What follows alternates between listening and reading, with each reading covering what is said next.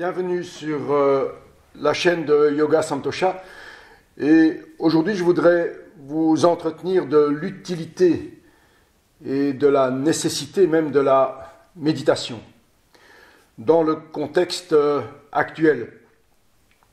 Alors, quelle que soit la forme de la méditation que l'on emploie, toutes les méditations cherchent à nous relier à l'intérieur de nous-mêmes, à enlever un petit peu les parasites, à enlever les différentes distractions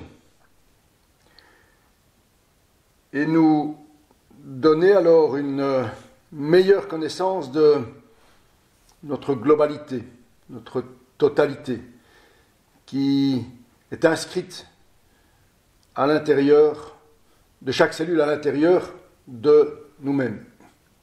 Alors bien sûr, il y a des obstacles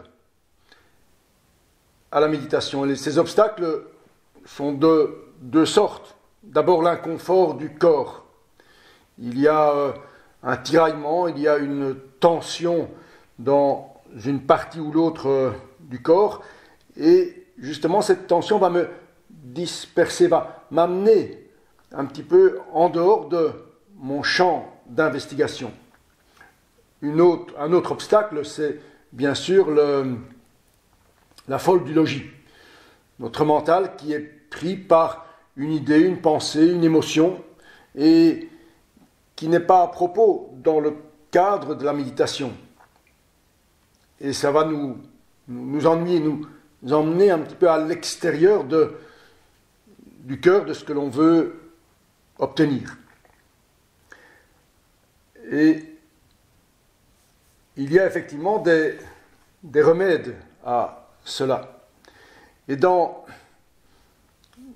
différentes traditions, on va parler des remèdes aux obstacles de la méditation. Mais pour bien comprendre ces remèdes, il faut ouvrir une petite page philosophique. Il faut rentrer dans le cœur de certaines traditions philosophiques. Dans la plupart de ces traditions philosophiques, on nous dit que tout ce qui se passe, tout ce qui est manifesté, tout ce que l'on peut voir, tout ce que l'on peut entendre, tout ce que l'on peut ressentir, tout ce que l'on peut penser, tout cela vient d'une et unique source. Toutes les manifestations que l'on rencontre dans la nature proviennent d'un dénominateur commun. Que ce soit un dénominateur commun au niveau divin, que ce soit un dénominateur commun au niveau naturel, l'origine du monde, l'origine de nos actions, l'origine de nos pensées se trouve dans un océan primordial, dans une puissance qui va devenir en acte. C'est le moteur immobile d'Aristote, c'est une source divine. Je pense à saint Paul qui dit « Je peux tout par celui qui me fortifie ». Dans la pensée du yoga, on observe deux sources originelles. La source de l'esprit, la source spirituelle, et la source naturelle. On dit que ces deux sources ont toujours existé et qu'à l'origine, ces deux sources, et ça c'est important, ces deux sources sont parfaites et en équilibre. Perfection et équilibre. Et c'est de cette perfection, de cet équilibre, que tout va découler. Avec effectivement toutes sortes de composantes et de détérioration de cet équilibre primordial, de cette perfection primordiale. L'idée de la méditation, c'est de nous relier, de rejoindre cette source commune. Et c'est pour ça que dans la méditation, on ne fait rien, on ne pense à rien, et on est juste à l'écoute, et on essaie de ramener effectivement toutes nos pensées vers leur source, toutes nos actions vers leur source. Ce qui, fonctionnellement, en retour, va améliorer probablement notre santé psychique, notre santé physique, et il y a plein d'études qui montrent qu'il y a une corrélation entre la méditation et le bon fonctionnement du système nerveux et le bon fonctionnement d'autres systèmes. Alors, si je reviens un petit peu sur ces différentes traditions, chaque tradition a essayé de nous donner des symboles de cette origine, de cette totalité.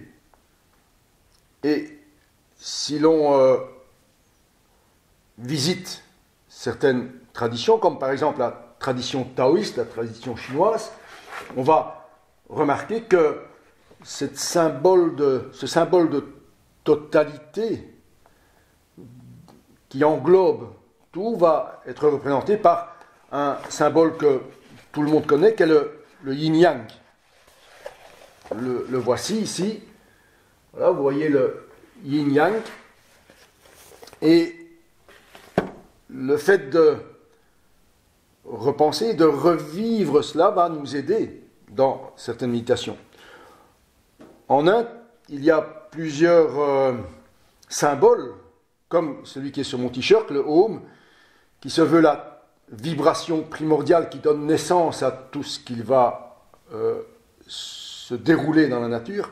Il y a aussi ce beau yantra, le Shri Yantra, qui est censé représenter symboliquement tout l'univers. Et il y a tout un symbolisme qui est lié à cela. Si on part dans la tradition islamique, on va retrouver par exemple des écrits, des sentences, et celle-ci par exemple explique que tout vient de Dieu. Tout vient de Dieu.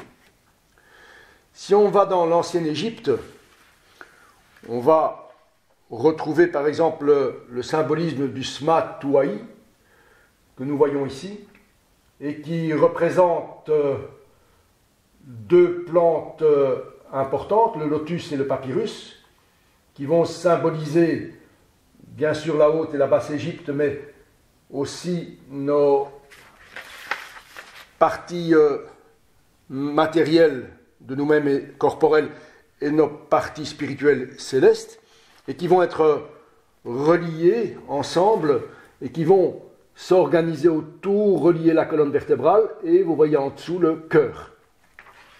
Alors, quel que soit le symbole, est-ce que je peux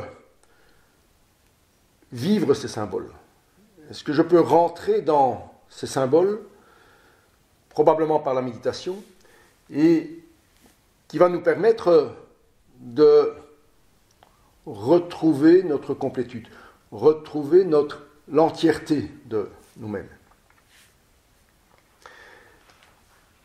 Et par rapport à cette entièreté, par rapport à cette globalité, on peut maintenant se pencher un petit peu sur cette notion de santé. Alors, qu'est-ce que la santé? Si on prend la définition de l'OMS,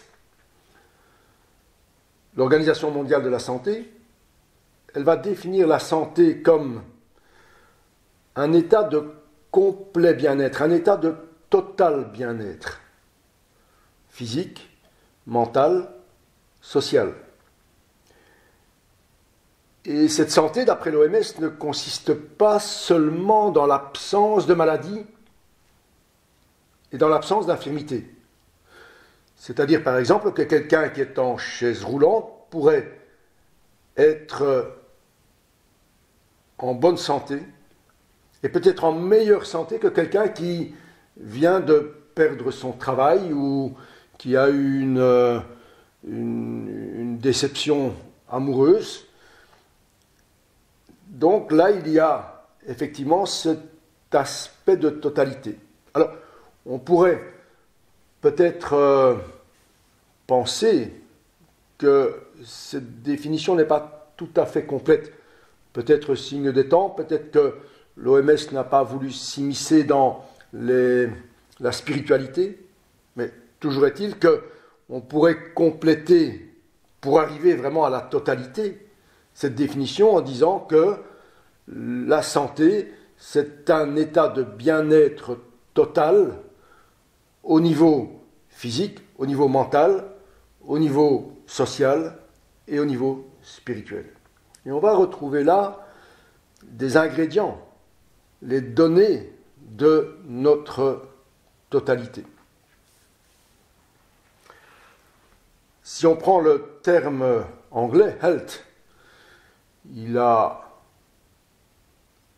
dans son étymologie, il vient d'un terme, je ne sais pas très bien comment le prononcer, Hult, H-O-E-L-T-H, et qui veut dire à la fois la sécurité et la globalité. Et ce terme a donné aussi le terme holistique, et qui englobe effectivement toutes les données, toutes les parties de nous-mêmes. Donc l'idée, c'est de pouvoir se relier à cette totalité. Et je crois que la méditation est peut-être un des meilleurs moyens. Nous allons maintenant faire la connexion avec ce qui se passe actuellement. Alors, actuellement, nous sommes dans une épidémie, nous sommes dans une pandémie, le coronavirus. Et on va relier effectivement ce que l'on sait de ce qui se passe actuellement à cette urgence de méditer. Pourquoi ? Parce que, qu'est-ce qu'un virus ? Un virus, les scientifiques ne se prononcent pas vraiment sur la question, mais beaucoup disent que ce n'est pas vraiment quelque chose de vivant. Dans le sens où le virus n'est pas complet, comme nous sommes complets. Vous savez probablement que un virus est signifié, est défini par une absence de quelque chose, de structurel, d'important. Soit il n'a pas d'ADN, soit il n'a pas d'ARN. Dans le cas du coronavirus, il n'a pas d'ADN, il possède un ARN. Donc il est obligé, pour survivre, de parasiter une cellule vivante, qu'elle soit végétale, il y a des virus végétaux, qu'elle soit animale, qu'elle soit humaine. Et donc elle va s'accrocher et puis rentrer dans une cellule et aller employer le patrimoine génétique de la cellule pour pouvoir continuer à vivre et se reproduire. Alors, qu'est-ce que le virus, de manière symbolique, veut nous montrer ? Il dit, voilà, je ne suis pas complet, et je vais peut-être symboliquement mettre en évidence le fait que vous avez oublié votre complétude, que vous n'êtes plus qu'une partie de vous-même, une partie soit biologique, une partie économique, une partie psychique, mais vous avez oublié la totalité. Or, nous sommes des êtres complets. Et bien sûr, nous avons besoin d'énergie. La nature nous donne de l'énergie. J'ai oublié de mentionner, par rapport à la nature, dans les symboles de totalité, j'ai oublié de mentionner ce que certains anciens disaient par rapport à la nature. Ils disaient que c'était la panchamama, la terre-mère. Donc, il mettait dans la nature quelque chose qui nous englobait et qui était dans ce vocable, la terre-mère, la Panchamama, quelque chose qui pouvait se rapprocher de cette totalité, de cette conscience totale. Alors, maintenant, ça fait un petit peu sourire, en tout cas scientifiquement, lorsque l'on parle de ces vocables.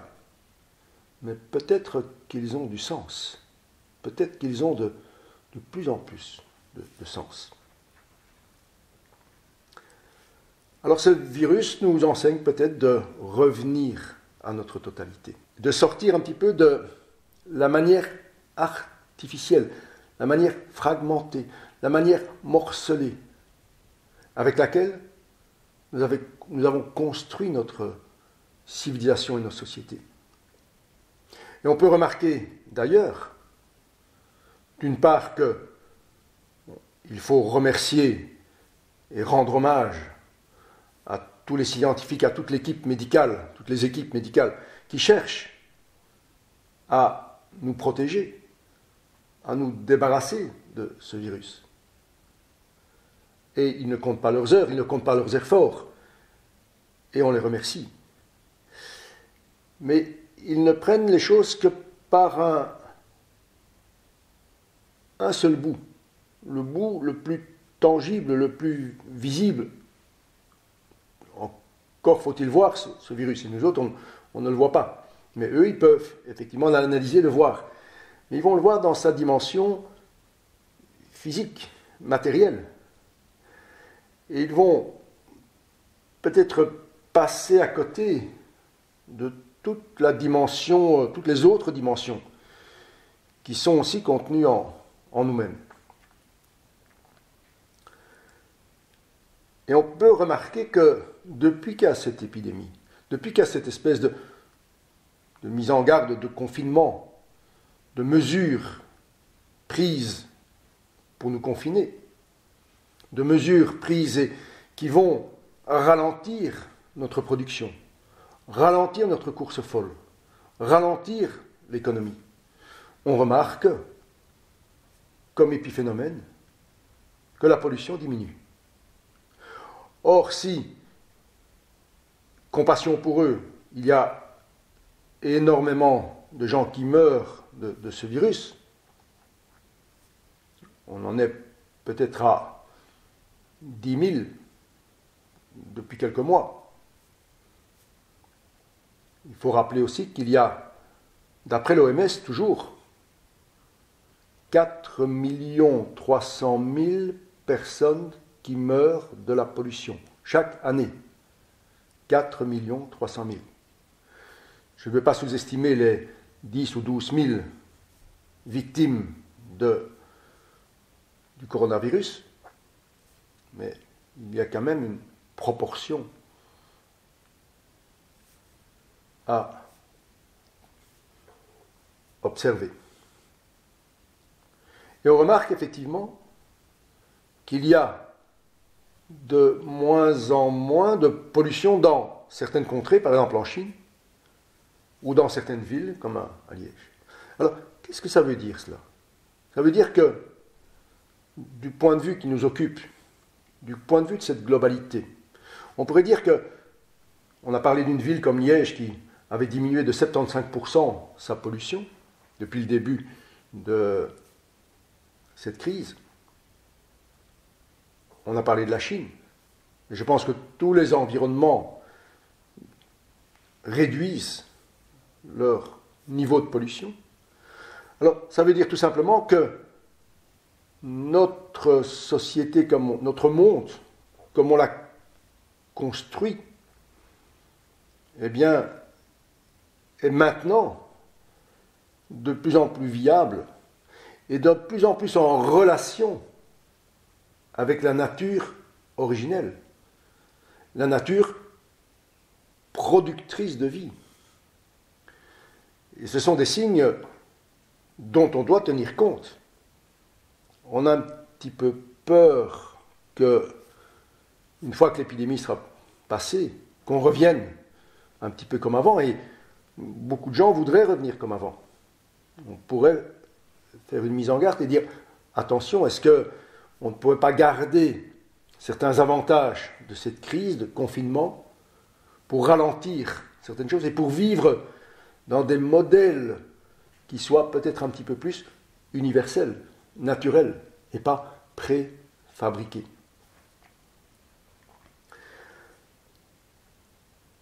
Je reviens maintenant alors sur certaines philosophies traditionnelles, et je suis toujours scotché et étonné et émerveillé par la justesse de certains textes de yoga, et ici en l'occurrence les Upanishads. Et je vais en sortir un issu de la Taittiriya Upanishad, qui est une des Upanishads majeures, écrite il y a à peu près 2500 ans. Qu'est-ce qu'on raconte dans cette Upanishad? On raconte effectivement les différentes composantes de l'être humain dans sa totalité, et on dit que l'être humain contient plusieurs couches. Une couche physique, une couche énergétique, une couche mentale, une couche d'intelligence intuitive, et puis une couche de félicité. Et on dit dans cette Upanishad justement que toutes ces couches procèdent de la même origine. Alors, ici dans les Upanishads, dans la pensée indienne, on parle de cette origine en tant que Brahman. Bien sûr, c'est l'absolu, c'est la nature dans son essence primordiale, c'est Dieu. Chacun va devoir trouver la symbolique qui lui convient pour embrasser cette totalité, pour pouvoir se rapprocher, pour pouvoir vivre dans cette totalité et relier toutes les actions vers cette totalité. Alors, suivant la description de la pensée indienne de toutes les parties de nous-mêmes, et chaque tradition indienne va se différencier un petit peu dans la nomenclature, bien sûr, les formes sont différentes. Mais dans cet Upanishad, on va nous demander effectivement de méditer. De méditer sur la relation entre chaque couche et la totalité, entre chaque partie de nous-mêmes et cette totalité. Et ça donne des textes, des enseignements que je trouve merveilleux. Par exemple, pour la première couche, notre couche physique, biologique, notre couche matérielle, on nous dit: celui qui médite sur le fait que les nourritures du corps physique viennent en droite ligne de Brahman, celui-là obtient ce qui est nécessaire au corps physique. Waouh! Je me relie par l'intermédiaire de tout ce que la nature me donne pour survivre, je relie cela à la source originelle.